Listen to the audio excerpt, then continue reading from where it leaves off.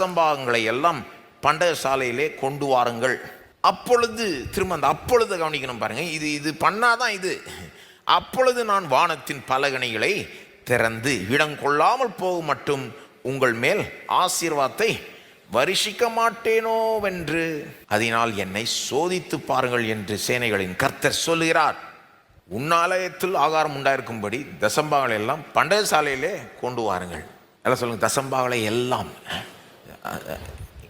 எப்படி சொல்லுது பாருங்க. கொடுக்க வேண்டியது எல்லாத்தையும் கொண்டு வாருங்கள்.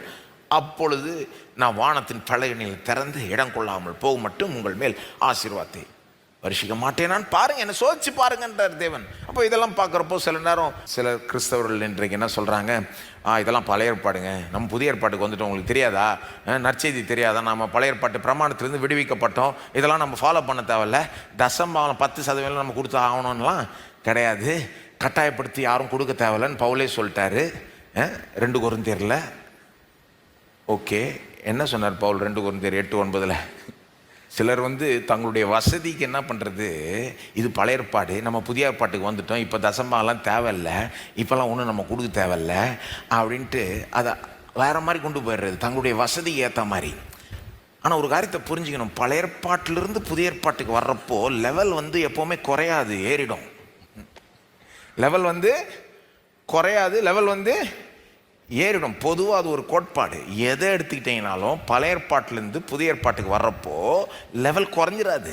இப்போ இவங்க என்ன சொல்கிறாங்க, பழைய ஏற்பாட்டில் 10% கொடுன்னாரு, இப்போ புதிய ஏற்பாட்டுக்கு வந்தாச்சு நம்ம ஒன்றும் கொடுக்க தேவையில்ல அப்படின்னு அவங்கள பொறுத்த வரைக்கும் அப்போ எஸ்கேப் ஆகிட்டோன்ற மாதிரி அப்படி வராங்க பாருங்க.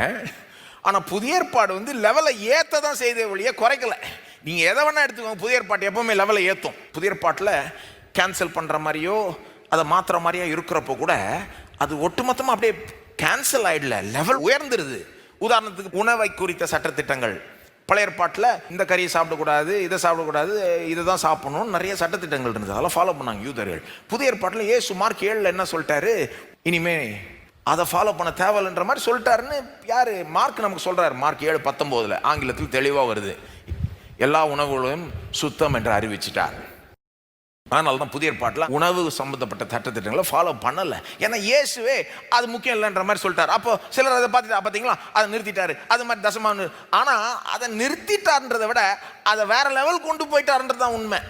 பழைய ஏற்பாட்டில் அந்த உணவோட சம்மந்தப்பட்ட சட்டத்திட்டங்கள் ஆக்சுவலாக உணவை பற்றி கிடையாது, ரொம்ப பெரிய பாயிண்ட்டை போதிக்க தான் அதை கொடுத்தாரு.